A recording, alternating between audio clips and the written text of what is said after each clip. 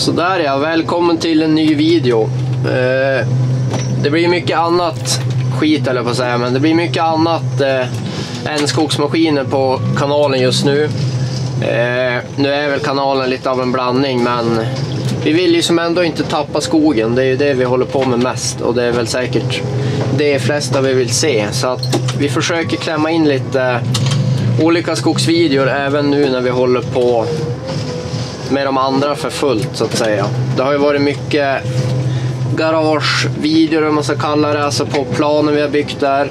Och det har även varit mycket med hjullastaren. Vi är ju mitt inne i den, ja, jag vet inte vad vi ska kalla det, byggserien kanske, men vi är mitt inne i den serien liksom, så att det har ju varit lite väl mycket fokus där kanske, men det är ganska roliga filmer att göra och det verkar som ni uppskattar dem också, så att det är ju roligt. Det blir väl nästa video på hjullastaren, blir ju lite toning är gjort nu, så det ska vi visa. Vi fortsätter måla lastaren, kanske förhoppningsvis gör klart det. Sen ska vi äntligen börja med kanske det roligaste enligt mig, och det blir ju att få byta ut alla lysen och även sätta dit lite mer lysen. Så att det blir roliga avsnitt här framöver på den.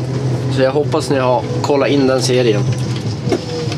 Och jag måste förklara vad jag gör här innan ni börjar undra allt för mycket. Och det är ju, jag har kommit här, ni ser att jag har kört här en gång.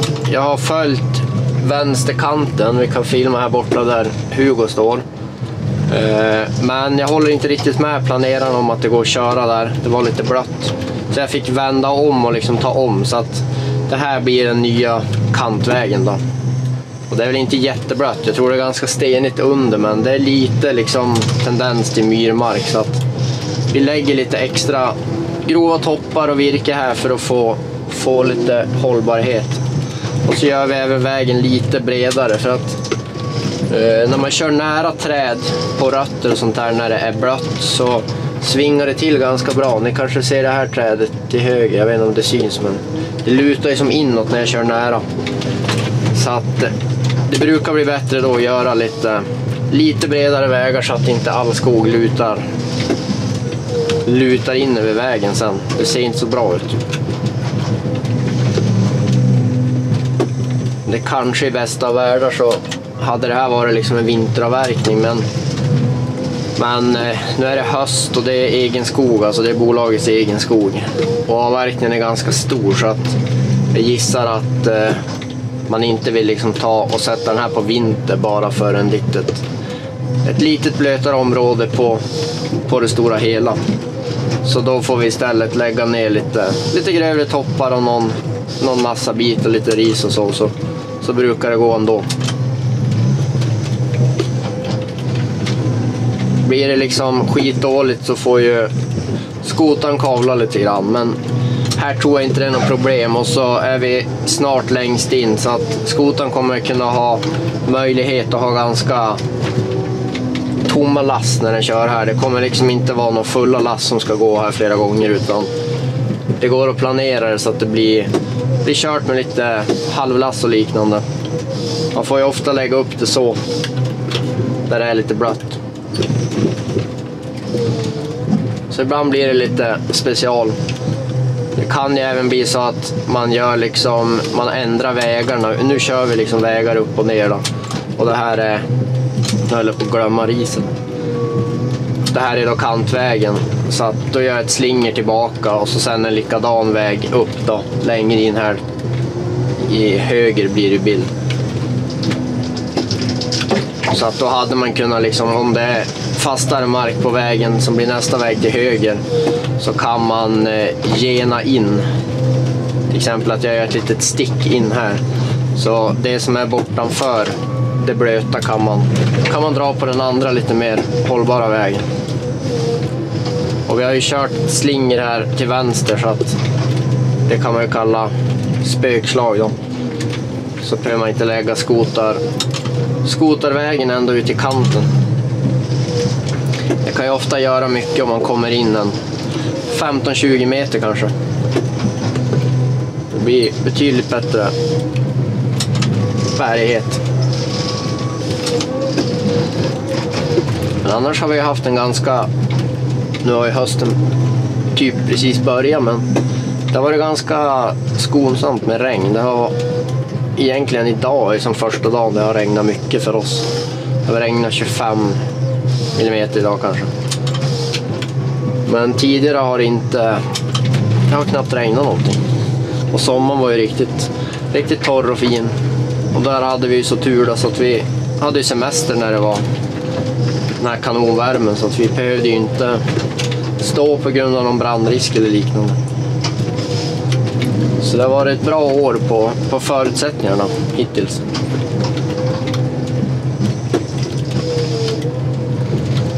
Och när det blir så här att man lägger lite grövre toppar eller någonting i vägen, de här pinnarna kommer ju knäckas när man kör på dem. Men går man här efteråt så kanske man kommer att tänka varför det ligger så mycket grova toppar eller det ser ut som kvarglömt virke eller något. Men de här pinnarna som knäcks och går av, det är ju ingenting som går att ta reda på sen, för de blir alldeles för korta. Man kan inte köra in barmassa eller brännved som är, jag tror att det är kortare än 2,90. Då blir det liksom trafikfarligt att ha på lastbilarna. Så att det kan ju se liksom lite fult ut eller ovårdat eller slarvigt, men i många fall så går det tyvärr inte att göra så mycket annat.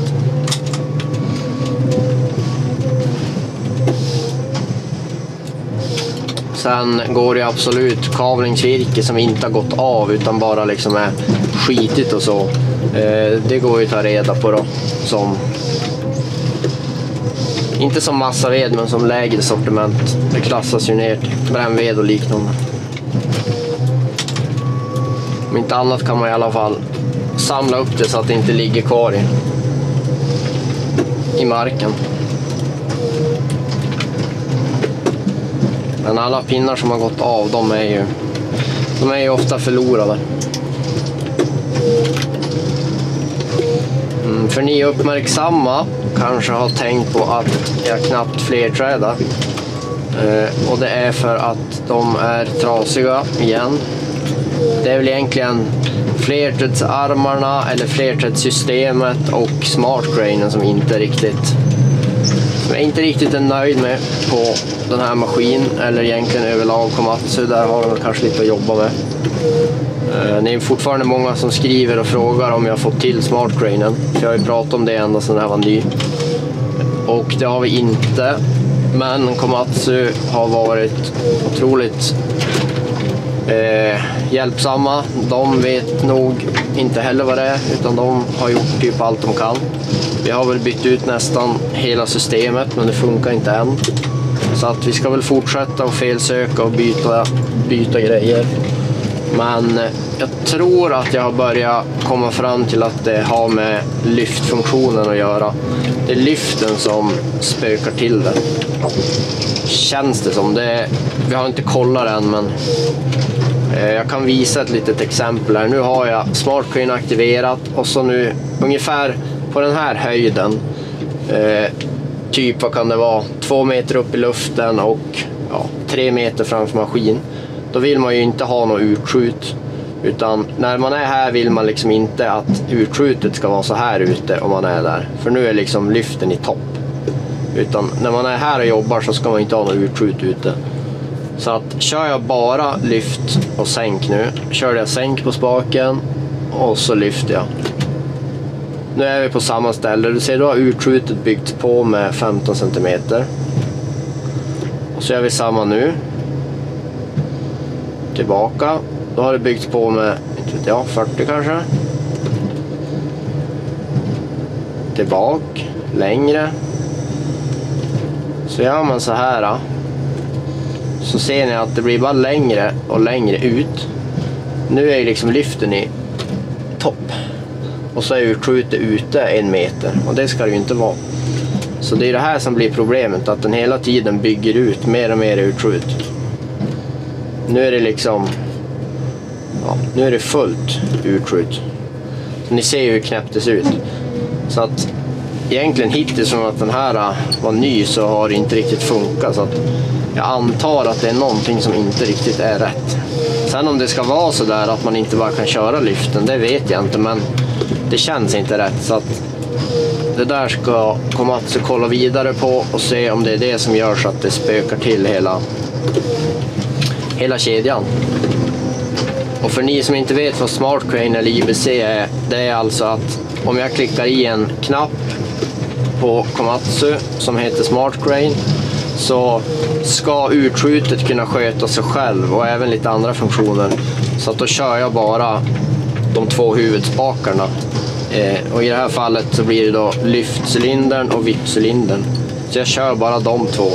Och så beroende på vilket läge de är så ska den känna själv hur mycket utskjut. Och så kör maskinen själv utskjut då. Annars kan man ju köra det manuellt också. Men som jag har fått göra nu så har jag låtit maskinen skjuta ut utskjutet och så har jag kört det manuellt tillbaka. Och det blir ju inte heller bra, för liksom då trollar jag ju som bort. Maskinen hänger ju inte med som att jag lägger mig i, men det blir ju bättre än att köra hela automatiskt, för då till slut har man bara ett enda långt utskjut.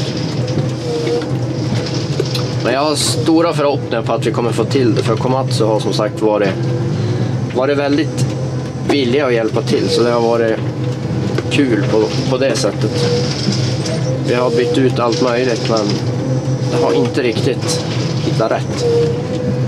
Och sen har vi även hittat andra fel på vägen som har varit, men det har tyvärr inte haft att göra med det där felet då.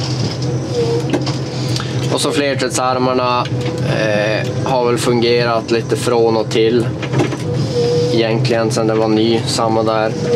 Det är väl egentligen ingenting liksom mer än vanligt som har varit fel, utan jag tycker bara det är lite felbyggt system, för att nu har vi hela liksom, kan man säga, ventilpaketet, liksom hela funktionerna för det sitter här uppe i rotatorn.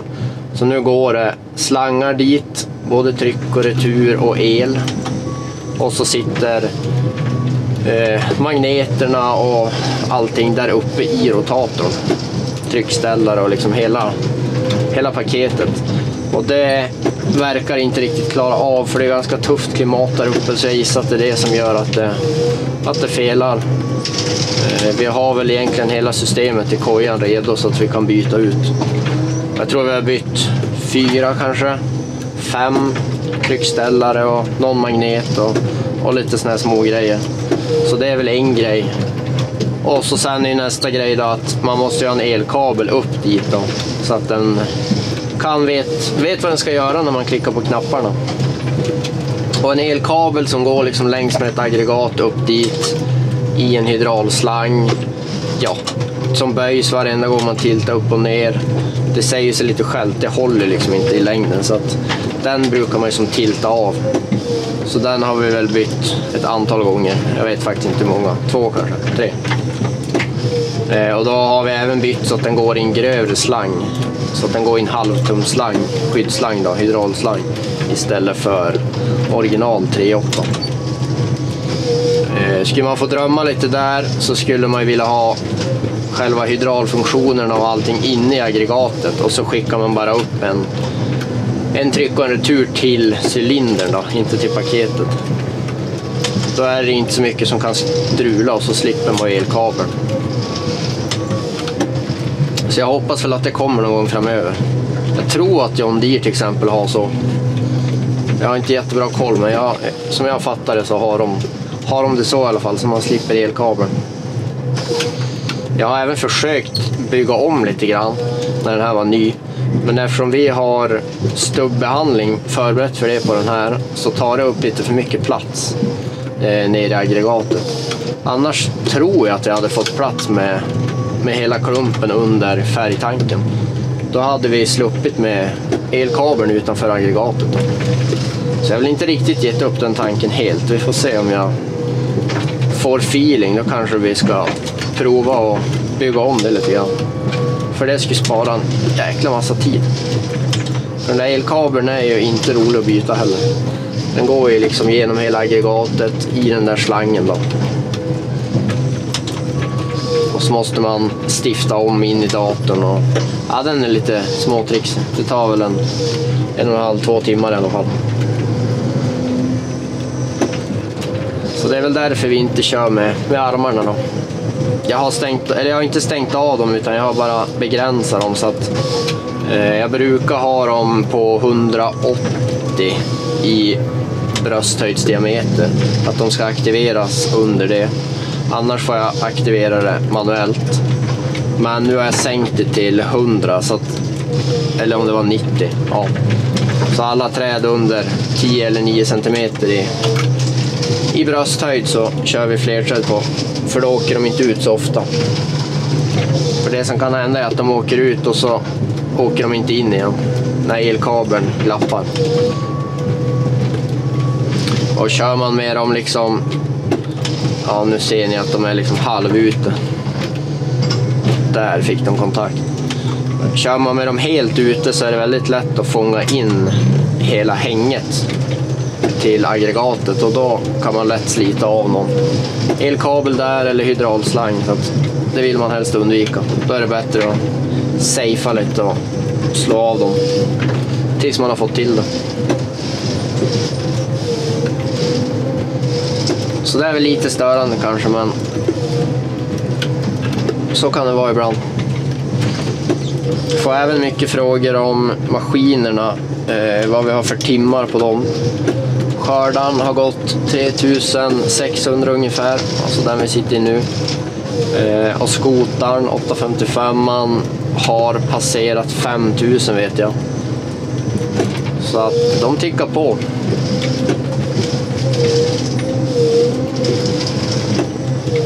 Skotaren har vi haft nu i snart vad är det? September. I slutet på september har vi haft den i 2 år då.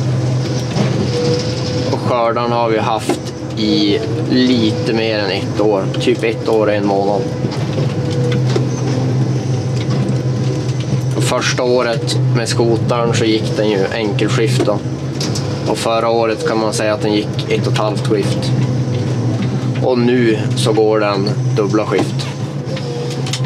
Och skördan gick väl ett halvår enkelskift och sen har den gått skift kan man säga då. Så för ni som har missat videon vi hade i somras med den här Q&A-en, så sa vi där att vi har anställt en till, så just nu kör vi på 4. Så vi är 2 på skotaren och 2 på skördan. Så det är Alexander som hugger skift, och så har vi Oskar och Neora som kör skotan på skift. Det här funkar bra hittills, det är roligt.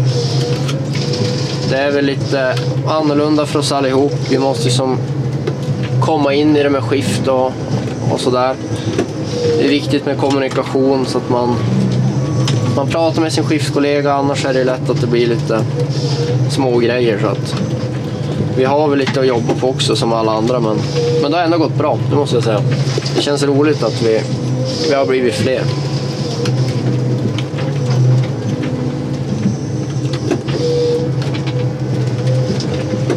Jag vet inte om det syns nu, men vi har ju som lämnat det blöta och kommit in på lite fastare mark. Så just nu behöver man inte lägga så himla mycket grova toppar och sånt i vägen. Utan här känns det berghårt. Man ser även att det är mycket hällmark och sånt här lite runt omkring här insprängt. Så att jag tror att även om det till exempel här där vi lägger högarna kanske ser lite blött ut i en första anblick, så är det nog inte särskilt långt ner till en sten. Det här är väl lite typiska höstposter. Ganska stora poster på egen skog, där mestadels är sten och berg. Jag vet inte om jag sa det, men närmast vägen på den här posten så är det jättestenigt. Där får man liksom fundera hur man ska lägga vägen för att ens ta sig fram. Och där är också en grej där det kan bli ganska breda vägar då. För då vet man att skoten kan ju glida av en sten, och gör du det så glider du liksom 1 meter åt sidan. Och lasset följer med, eller så är det en sten på ena bandet och så lutar det jättemycket. Så när det är men när det är liksom sten eller blött, eller i värsta fall kombination, så blir ju vägbredden ganska tilltagen. Tyvärr då. Men vi tycker nästan det är bättre att göra vägen ganska bred med skördan liksom direkt. För annars kommer skotaren vara där och så kommer den köra in i träd och så kommer det liksom inte se bra ut, utan då är det nästan bättre att man gör det direkt och räknar in det. Så får man försöka jobba lite extra med slingret istället, få till ett snyggt sådant, och så kan man sträcka sig lite extra och köra något instick här och var, så får man till en väldigt bred zon mellan stickvägarna då, för att kompensera lite på grundytan. Så skogsmässigt så gör det inte så mycket, men för ögat så blir det liksom inte toppen då, för då ser vägarna lite bredare ut än vanligt, och så är det kanske lite mer skog kvar mellan vägarna då, för att kompensera det. Inte liksom så att det är kvar ogallrade partier, men bara liksom någon grundyta mer kvar emellan. Så att det där tycker jag är ganska svårt. Det är nog inte bara jag som tycker, men hur man ska liksom hantera såna här situationer. För ibland så kan man ju chansa och tänka att det borde gå, och så liksom sliter man upp någon stubbe kanske och lägger och sådär för att det ska gå, och så går det inte. Så då kör ju skotaren in i trädet eller glider in i trädet, och då blir det ju inte jättesnyggt.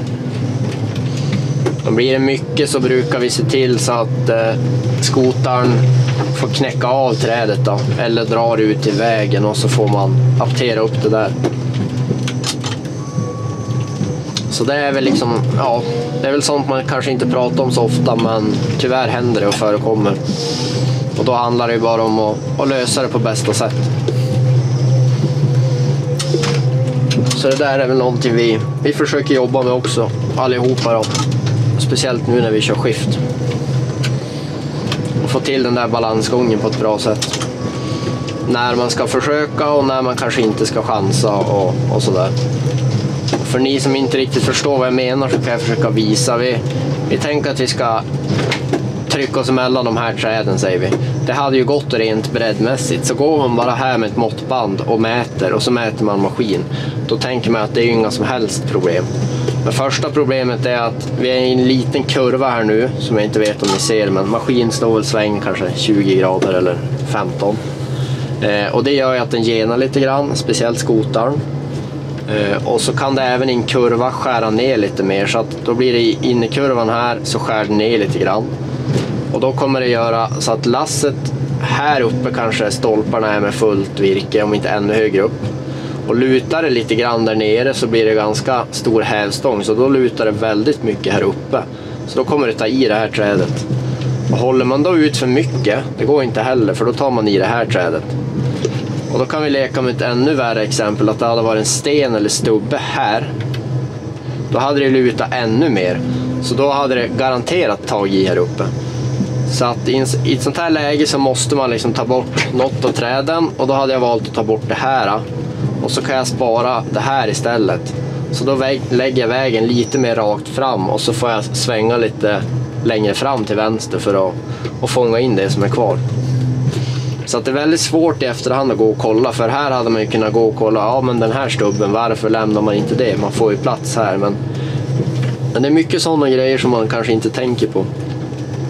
Och ibland kan det ju vara så att det inte är en sten eller stubbe här, det är inte en kurva, men det är bara väldigt mjukt här eller där. Så då kan det ju sjunka ner åt ena hållet bara för att det är mjukt då. Och så i värsta tänkbara så är det ju liksom en sten eller stubbe på en sida, så att lasset kliver upp där. Och då kommer ju all vikt på, eller all, men den mesta vikten kommer ju på andra sidan. Så är det då lite blött där så skär det ju ner där ännu lättare. Så ibland är det väldigt svårt i skördan liksom att tänka på allt sånt där. Men det är väl även därför man brukar säga att man ska skota några år först innan man börjar hugga. För då har man kört skotare så har man ju även lärt sig såna där grejer som kan uppstå då.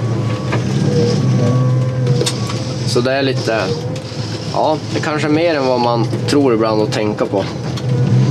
Och ofta finns det ju en tanke bakom varje beslut. Och så länge det gör det så brukar det väl ofta bli rätt och bra. Så det är väl det viktigaste, att man tänker på vad man gör och varför man gör det. För gör man det hela tiden så tror jag att då kommer man bli duktig på att köra. Men gör man bara någonting och så vet man inte riktigt varför man gjorde det, ja då kan det bli skitdåligt och så har man inte lärt sig av det heller. Sen behöver det inte betyda att man alltid gör rätt. Det är liksom absolut inte så heller. Men har man liksom en tanke och ett intresse så tror jag att man lär sig ganska fort. Så att jag tror vi ger oss där. Det blev en liten blandad video. Jag hoppas vi kan klippa in lite vinklar från Hugo också utifrån. Jag tror att det gör videon lite mer intressant. Och så fick ni en liten uppdatering i hur vi ligger till med allt annat. Samt lite maskintankar helt enkelt. Så jag hoppas vi ses i nästa video. Det blir en hjulastar-video.